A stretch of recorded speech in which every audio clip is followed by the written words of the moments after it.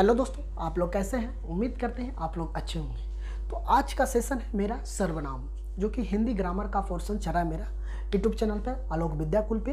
तो आज हम आप लोगों को बताने वाले हैं सर्वनाम।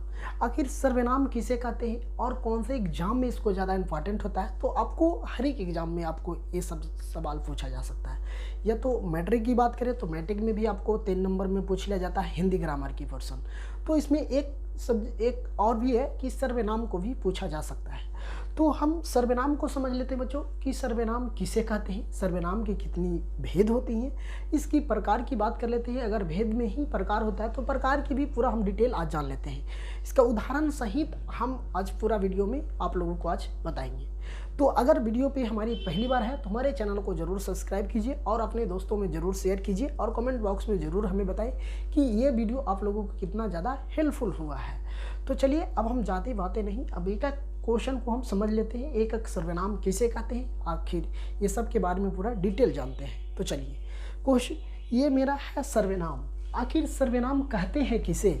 अगर बात आपको पूछा जाए, सवाल आपसे एक पूछा जाए कि सर्वनाम किसे कहते हैं, तो आप लोग यही जवाब दीजिएगा ना कि संज्ञा के स्थान पर प्रयुक्त होने वाले शब्द को सर्वनाम कहते हैं। चलिए ठीक है, बहुत सारे परिभाषा हो सकता है, तो आप लोग इतना भी कर सकते हैं। तो मान लिया जाए अगर आपको एक एग्जाम में लिखना होगा तो आपको 3 नंबर में पूछ लिया जाएगा या तो 5 नंबर में अगर ये सवाल दे दिया जाए तो आपको कैसे करके बनाना होगा। अब बहुत सारा ऑब्जेक्टिव में भी ये सवाल पूछ लिया जाता है कि प्रश्नवाचक सर्वनाम का कौन सा उदाहरण है, ये भी आपसे सवाल किया जाएगा। तो चलिए अब हम समझते हैं। तो अब हम बात कर लेते हैं बच्चों कि सर्वनाम। तो सबसे पहले सर्वनाम की परिभाषा हम लिखेंगे क्या, संज्ञा के स्थान पर प्रयुक्त प्रयुक्त या तो प्रभुक्ता है ना, कह रहा है कि संज्ञा के स्थान पर प्रयुक्त होने वाले शब्द को सर्वनाम कहते हैं। मतलब कि संज्ञा के जो स्थान पर प्रयुक्त होने वाले शब्द सर्वनाम कहेंगे। अगर हम बात कर लेते हैं संज्ञा की, तो संज्ञा को परिभाषा कैसे करते हैं, किसी व्यक्ति, स्थान, जाति आदि को नाम को संज्ञा कहते हैं। तो इसी प्रकार से सर्वनाम की बात हम करते हैं तो सर्वनाम में भी कहता है कि संज्ञा के स्थान पर प्रयुक्त होने वाले, जो संज्ञा के स्थान पर प्रयुक्त होने वाली शब्द उसे हमें सर्वनाम कहेंगे। क्या बोलेंगे बच्चों, सर्वनाम बोलेंगे। बात समझ गए होंगे कि सर्वनाम किसे कहेंगे। अब जैसे कि हम बात कर लेते हैं, जैसे में हम बात कर लेते हैं मैं सर्वनाम है, हम तुम है ना, हम तुम तू, तू भी होगा, वह यह आदि सर्वनाम है। ये सब क्या है, सर्वनाम है। जैसे किसी को हम पुकारा हूं, मैं हूं या तो तुम आओ इधर, तो ये क्या हो गया, एक प्रकार के सर्वनाम का ही उदाहरण हो जाएगा। किसका हो जाएगा बच्चों, तो सर्वनाम का उदाहरण हो जाएगा। अब हम बात कर लेते हैं कि सर्वनाम के कितनी भेद होते हैं। अगर भेद की बात करें या तो प्रकार की बात करें तो दोनों का मतलब एक ही होता है। तो अब हम बात कर लेते हैं कि हिंदी व्याकरण में सर्वनाम का 6 भेद होता है। हिंदी व्याकरण में सर्वनाम का 6 भेद होता है। तो कौन कौन होता है, बात कर लेते हैं। तो पुरुषवाचक सर्वनाम, निजवाचक सर्वनाम, अनिजवाचक सर्वनाम, अनिश्चित वाचक सर्वनाम होता है और संबंधवाचक सर्वनाम होता है। एक जो लास्ट होता है मेरा प्रश्नवाचक सर्वनाम होता है। क्या होता है, प्रश्नवाचक सर्वनाम होता है। तो अब हम बात कर लेते हैं बच्चों कि एक करके। तो हम सबसे पहले समझते हैं कि पुरुषवाचक सर्वनाम किसको बोलेंगे, है ना। अगर आपसे सवाल ये भी पूछ लिया जाए कि पुरुषवाचक सर्वनाम का एक उदाहरण दीजिए, तो आपको उदाहरण की बात करें तो उदाहरण भी देना होगा। तो सबसे पहले पुरुषवाचक सर्वनाम किसे कहेंगे उसको जान लेते हैं, है ना, कि पुरुषवाचक सर्वनाम किसे कहेंगे। तो चलिए अब हम बात करते हैं पुरुषवाचक सर्वनाम की। तो अभी हम बताएं सर्वनाम का 6 भेद होता है। कौन कौन होता है, पुरुषवाचक सर्वनाम होता है, निजवाचक सर्वनाम होता है, निश्चयवाचक सर्वनाम होता है, अनिश्चयवाचक सर्वनाम होता है, संबंधवाचक सर्वनाम होता है, प्रश्नवाचक सर्वनाम होता है। चलिए बात समझ गए होंगे। तो अब हम बात कर लेते हैं बच्चों कि प्रश्नवाचक सर्वनाम, है ना। सबसे मेरा फर्स्ट है प्रश्नवाचक सर्वनाम। तो प्रश्नवाचक सर्वनाम को समझते हैं तो हम लिखेंगे प्रश्नवाचक सर्वनाम को, यहाँ से देख लेते हैं कि प्रश्नवाचक सर्वनाम को, तो प्रश्नवाचक सर्वनाम किसको बोलेंगे। तो कह रहा प्रश्नवाचक सर्वनाम जो सर्वनाम वक्ता या बोलने वाला, श्रोता, सुनने वाला तथा किसी अन्य व्यक्ति के लिए प्रयुक्त होता है उसे पुरुषवाचक सर्वनाम कहते हैं। जैसे कहने का अर्थ ही इसका ये है कि जो सर्वनाम वक्ता, वक्ता कहने का मतलब अगर आप अगर चैनल कोई भी चैनल पर, न्यूज चैनल पर देखते हैं तो एक वक्ता होता है। तो वक्ता कहने का अर्थ होता है जो बोलने वाला है ना, बोलने वाला। श्रोता कहने का मतलब होता है कि सुनने वाला। अगर हम बात कर लेते हैं, हम अपनी बात, तो हम आपको वक्ता हैं, आप क्या है, श्रोता हैं। तो हम आपको बक रहे हैं मतलब बता रहे हैं, आप सुन रहे हैं, तो ये क्या हो गया, श्रोता हो गए आप। तथा किसी अन्य व्यक्ति के लिए प्रयुक्त होता उसे हमें पुरुषवाचक सर्वनाम बोलेंगे। अब बात कहने का ये होता है कि जो सर्वनाम वक्ता और श्रोता, सुनने वाला, तथा किसी अन्य व्यक्ति का क्या हो रहा है, किसी अन्य व्यक्ति के लिए प्रयुक्त होता है उसे हमें क्या बोल लेते हैं, पुरुषवाचक सर्वनाम बोलते हैं। अब जैसे हम बात कर लेते हैं, जैसे में मैं, तू, वह आदि, ये सब क्या हो गया कि पुरुषवाचक सर्वनाम। अगर हम वक्ता हैं, हम बोल रहे हैं आपको, आप सुन रहे हैं, तो ये क्या आ जाएगा, पुरुषवाचक सर्वनाम में आ जाएगा, है ना। क्या आ जाएगा बच्चों, पुरुषवाचक सर्वनाम में आ जाएगा। अब हम बात कर लेते हैं कि निजवाचक सर्वनाम, है ना, निजवाचक सर्वनाम किसको बोलेंगे। अब हम पुरुषवाचक सर्वनाम तो समझ गए हैं सर, तो निजवाचक सर्वनाम किसे बोलेंगे ये भी आपको समझना है। तो चलिए निजवाचक सर्वनाम की हम बात कर लेते हैं बच्चों। तो क्या रहा है ना, जो सर्वनाम शब्द कर्ता के स्वयं के लिए प्रयुक्त होता है उसे, उन्हें हमें निजवाचक सर्वनाम कहते हैं। जैसे कहने का अर्थ इसका ये है बच्चों, इसका कहने का अर्थ ये है कि जो सर्वनाम शब्द कर्ता के लिए स्वयं के लिए प्रयुक्त होता है, उन्हीं को हम क्या बोलते हैं, निजवाचक सर्वनाम। कर्ता कहने का मतलब कि जो सबसे प्रथम हो, जिसको हम क्या बोलते हैं, सबसे प्रथम कर्ता। मतलब आप कोई काम कर रहे हैं तो क्या कर रहे हैं, कर्ता कर रहे हैं, कर्तव्य कर रहे हैं। हम आपको पढ़ा रहे हैं तो हम आपको क्या कर रहे हैं, कर्तव्य हम अपना कर रहे हैं, और आप लोग क्या कर रहे हैं, आप लोग हमें से सीख रहे हैं। तो ये क्या, जैसे स्वयं आप ही खुद हो। जैसे हम अभी बताएं कि अभी आप पढ़ रहे हैं तो आप हमें देख रहे नहीं, हम रिकॉर्डेड करके वीडियो आपको अपलोड कर रहे हैं, तो हम क्या कर रहे हैं, स्वयं आप ही खुद हैं। जैसे अपने आप, उदाहरण के लिए बात करते, उसने अपने आप को बर्बाद कर लिया। क्या कर लिया, उसने अपने आप को बर्बाद कर लिया। जैसे कहने का इसका अर्थ ये होता है बच्चों कि अगर हम आपको अभी हम पढ़ा रहे हैं, तो अगर हम गलत पढ़ाएंगे तो आप हमारे चैनल पे नहीं पढ़िएगा। तो क्या कर रहे हैं, हम अपने आप को खुद ही बर्बाद कर रहे हैं।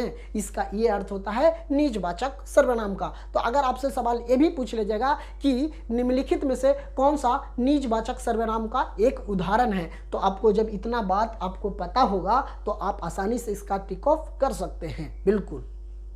चलिए अब हम बात कर लेते हैं निश्चित वाचक सर्वनाम। यहाँ यही से इसका अर्थ निकल जाता है निश्चयवाचक सर्वनाम। निश्चयवाचक सर्वनाम इसी को हम बोलते हैं संकेतवाचक सर्वनाम भी बोलते हैं। इसको क्या बोलते हैं, संकेतवाचक सर्वनाम भी बोलते हैं। तो इसका परिभाषित करेंगे तो इसका परिभाषा क्या बोलेंगे, तो लिखेंगे जो सर्वनाम निकट या दूर, क्या कर रहा है, जो सर्वनाम निकट या दूर की किसी वस्तु की ओर संकेत करे उसे हमें निश्चयवाचक सर्वनाम बोलेंगे। किसका, इसका परिभाषित क्या करेंगे, जो सर्वनाम निकट या दूर की किसी वस्तु को संकेतित करे उसे हमें निश्चयवाचक सर्वनाम कहते हैं। जैसे हम बात कर लेते हैं कि यह लड़की है, तो यह लड़की है। जैसे मान लीजिए कि अगर हम यहाँ आपको पढ़ा रहे हैं तब कोई लड़की है, उसको बोल दें यह एक लड़की है, तो ये क्या है, निश्चित है कि एक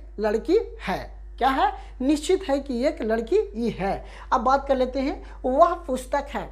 तो अगर बात कर लेते हैं, इसी का बात कर लेते हैं, मान ले जाए कि हम बोले कि यह एक कलम है, तो निश्चित है कि एक कलम ही है। तो ये क्या हो गया, निश्चित वाचक सर्वनाम का परिभाषित हो गया। चलिए इसका भी आपको सवाल इसे पूछ लिया जाएगा कि निम्नलिखित में से कौन निश्चयवाचक सर्वनाम का एक उदाहरण है। तो आपका इसका अर्थ अगर आप समझ गए, परिभाषा अगर समझ जाते हैं, तो इसका आंसर आप आसानी से बना सकते हैं। चलिए अब हम बात कर लेते हैं चौथा की बात कर लेते हैं बच्चों। तो चौथा मेरा ये सवाल है कि अनिश्चयवाचक सर्वनाम की परिभाषित करें।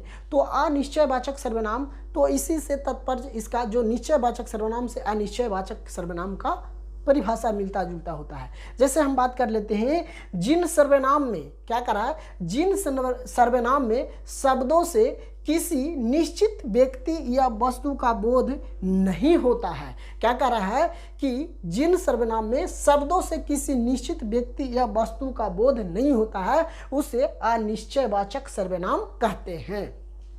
क्या कहते हैं बच्चों, इसका परिभाषा फिर से सुनिए आप लोग। कह रहा है जिन सर्वनाम में शब्दों से किसी अनिश्चित व्यक्ति या वस्तु का बोध न होता हो उसे अनिश्चयवाचक सर्वनाम कहते हैं। जैसे हम बात कर लेते हैं, इसका उदाहरण की बात करते हैं तो कुछ किसी ने, इसका कोई अर्थ नहीं निकल रहा है।